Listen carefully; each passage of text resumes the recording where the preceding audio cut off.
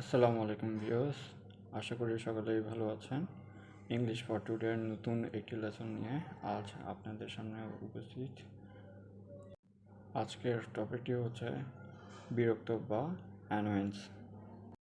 আমরা যখন কোনো কাজে বিরক্ত হয়ে যাই তখন তা ইংলিশে কীভাবে আমাদের বিরক্তি তুলে ধরব তা আজকের লেসনে শিখব। আসুন আজকের লেসন শুরু করা যাক। Number 1, Why have you not begun the work yet? এখনও তুমি কেন কাজটা শুরু করনি? Why have you not begun the work yet? এখনও তুমি কেন কাজটা শুরু করনি? Number 2, Why do you cut my short? Why do you cut my short? এর অর্থ হচ্ছে তুমি আমার কথার মধ্যে কেন কথা বলো? Number 3, Why do you stare at me? Why do you stare at me? এর অর্থ হচ্ছে তুমি আমার দিকে তাকিয়ে আছো কেন? Why do you stare at me? তুমি আমার দিকে তাকিয়ে আছো কেন? Number 4, You are angry for nothing. আপনি মিথ্যেই রেগে যাচ্ছেন। You are angry for nothing. আপনি মিথ্যেই রেগে যাচ্ছেন। কেউ অকারণে রাগ করলে আমরা বলতে পারি You are angry for nothing. Number 5, You will regret yourself in the eyes of the whole locality. এর অর্থ হচ্ছে পুরো এলাকাতে তোমায় ছিছি করবে। You will regret yourself in the eyes of the whole locality. Number 6, You simply waste your time.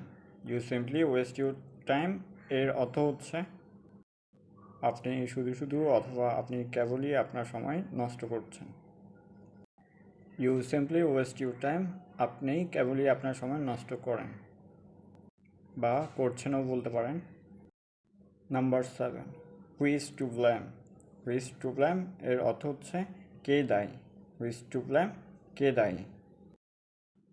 Number 8, Don't be angry. রাগ করবেন না।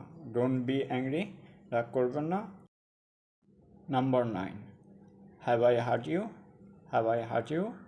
এর অর্থ হচ্ছে আমি কি আপনাকে আঘাত করেছি? Have I hurt you? Have I hurt you? আমি কি আপনাকে আঘাত করেছি? Here is the last number of number 10. What a shame. What a shame, কি লজ্জা। What a shame এর অর্থ হচ্ছে কি লজ্জা। Thank you everyone. I hope you will benefit a lot of this lesson. Thank you. Allah Hafiz. By the way, never forget to subscribe my channel and like, comment, share.